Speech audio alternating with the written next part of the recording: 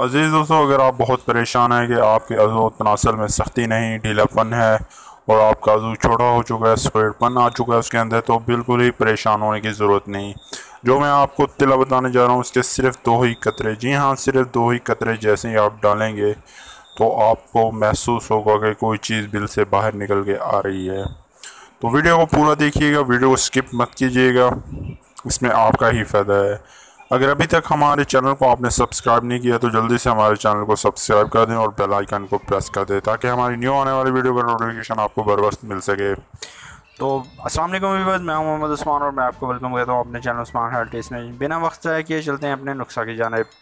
नुस्खा नोट फरमा लें, जिन जिन चीज़ों की आपको ज़रूरत पड़ेगी आपकी आसानी के लिए मैं स्क्रीन पर भी लिखा आपको मिल जाता है, आप नोट फरमा लिया करें।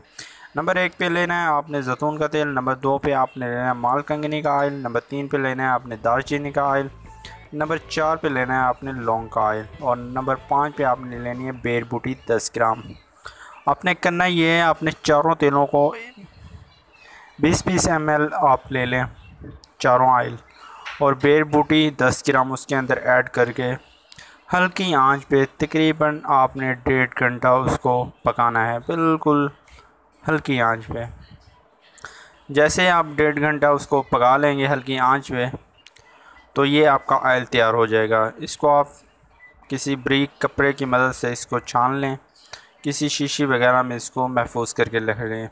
करना आपने ये है कि इसकी 2 टाइम आपने मालिश करनी है। और एक बात याद रहे, जिन लोगों को कतरे आते हैं वो ये तेल हरगिज़ इस्तेमाल ना करें, उनको ये फ़ायदा नहीं देगा। और जिनको कतरे नहीं आते उनके लिए बहुत ही ज़बरदस्त चीज़ है ये।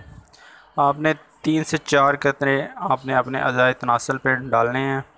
ऊपर की तरफ साइडों से आपने हल्का हल्का सा इसको मसाज करने, नीचे नहीं लगाना, नीचे पेशाब की नाली होती है। दोपहर में और रात में सोते वक्त आपने 2 टाइम यूज़ करें। आपको तीसरे दिन आप कहेंगे कि वाकई कोई चीज़ हमने अपने अज़ू तनासल पे लगाई और अज़ू तनासल बिल से बाहर आ रहा है। बहुत ही ज़बरदस्त नुस्खा है, अपने दोस्तों में शेयर करें, मुझे अपनी दुआओं में याद रखें। मिलते हैं एक नई वीडियो के साथ, एक नए टॉपिक के साथ। अल्लाह हाफ़िज़।